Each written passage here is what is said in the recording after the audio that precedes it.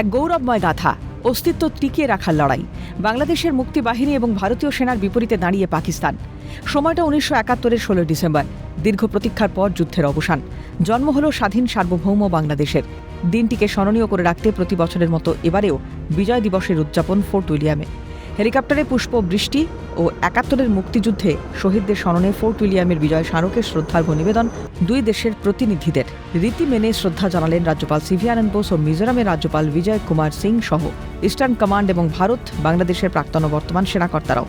India has proved once again, every remember those days, that day, when, along with the Mukti Yoddhas, India won the battle against democracy, the battle that was waged by Pakistan against freedom, and the battle that was made for oppression.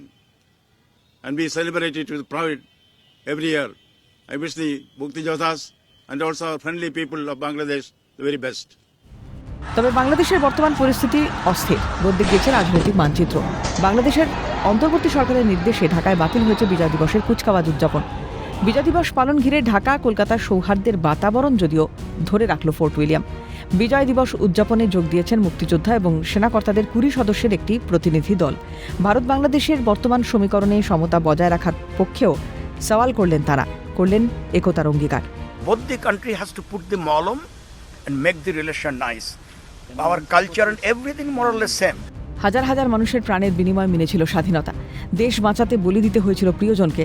সেই লড়াইয়ের শেষে অবশেষে জয়, যে আনন্দের ভাগিদার ভারতও। বাংলাদেশ আজও প্রতিবেশী দেশের প্রতি চিরকৃতজ্ঞ।